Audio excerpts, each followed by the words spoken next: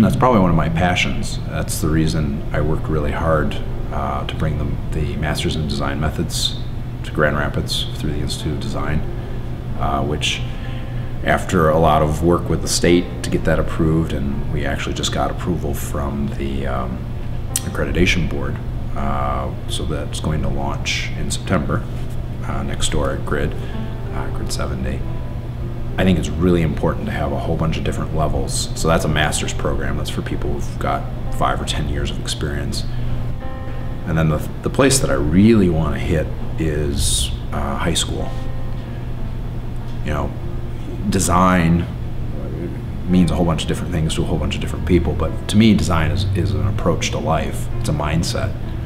And it's about trying things. It's about learning through experience. It's about experimentation and iteration. And I don't know about your high school experience, but there were times in middle school and high school when I was in high school in the US where I just thought, wow, could you make this any drier and less relevant to me?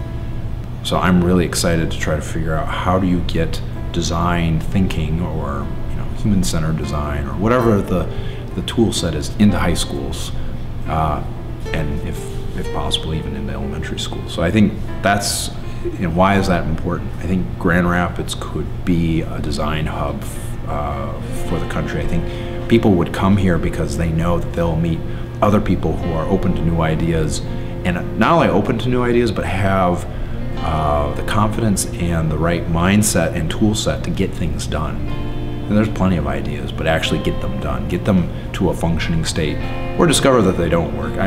It can go either way, right? So, but to test it out, to take it to the streets and try to figure it out, and to have the tools to do that. I'd like Grand Rapids to be known as one of those places in the country. I think it's great, all the kind of competitions that are springing up, around the city, and groups of people getting together to kind of jam on ideas. But it goes back to, okay, great idea, now what are you going to do with it? And what I want to see in Grand Rapids is that tool set to say, okay, great idea, now I know 4 or 5 people that I want to bring together as a team or as a company, whatever you want to call it, and let's go build it, let's go do it. And there certainly are people in the community who have the wherewithal and the skills to do that, but I think we need to increase that amount of people and kind of get to this tipping point where, if I'm a young entrepreneur, this is the place I want to come because I know I can find people who can help me build my idea. To think that you can do it by yourself is always a mistake.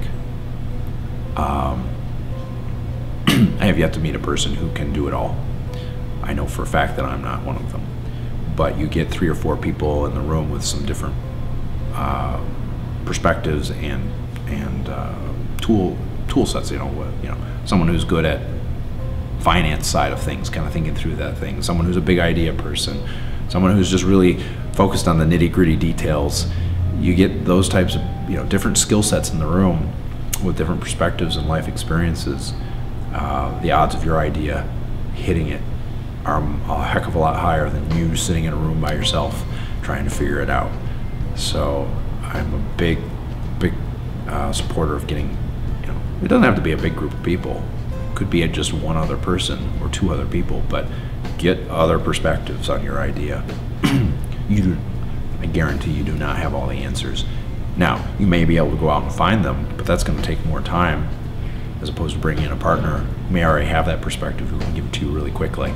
And, the ability to bounce off people, again, that's iteration. Just quickly get to an idea, it builds quickly, as opposed to slowly doing that yourself. That to me, personally, my experience has been the more people in the room, the better. To an extent, 5 or 6 people. I think the biggest thing that I find among people who have ideas is they may be able to build them out, but they don't know how to think about business models. And business models are a system. Trust me, I am not a finance guy by any stretch of the imagination, but you really do have to build a financial model. And if you can't do it, find someone who can help you do it, which is what I've done. I've learned a lot about supply chain over the last couple of years, so how, find someone who can help you think through that, or learn, go figure it out for yourself. But you've got to think through all the different pieces. And again, there's no guarantee that you're going to succeed, but the more you bounce those ideas like, wow, I can't get a supply chain that's going to supply this customer with what I have to offer profitably, at least the way I'm seeing it right now, I better figure that out before I go open a business, because otherwise I'm going to lose money, or my team is going to lose money, and then we're not going to be sustainable. I think the other key thing is we try to do something we call live model testing. So you've got an idea, you've kind of built it out to a rough but ready place. Try to run it, get 10 customers and do it and see what happens. It's great when you think about these big ideas and, yeah, this is going to work, this is going to work. The only way to have figured things out in Africa was to actually run it and to have hard data and say, yep, I think people will buy this because I've sold it. I think the model could work if we can do this within the supply chain side. But you wouldn't know unless you run it. And man, do you learn a lot. And running a live model test is like, well, okay, that idea totally didn't work. So what do we want to do about it? And what we find ourselves doing is, it's kind of a military term, but it really makes a lot of sense to me. It's called the OODA loop. Observe, orient, decide, and act. And every day when you're running a live model test, at the end of the day, team would get together and we just debrief, and we'd actually kind of go through that cycle of, okay, what did we observe out in the field? We had this idea. Okay, it didn't work, so we oriented our observations, or it kind of worked, but it kind of didn't work. So how do we make that? What do we need to change? And then decide, okay, this is what we're going to try tomorrow, and go do it.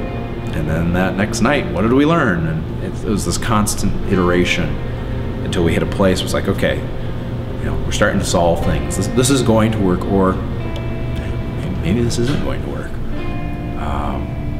But I think you need to go through. Don't get discouraged quickly. Keep circling through that until you really know it's not going to work. Some people give up too quickly, I think. If it's a new business model and no one else has discovered it, it's because no one has taken the time to work through it the way you, whoever you are, might see it to get it done. But you're going to have to, it won't come easily, because if it came easily, it'd already be there.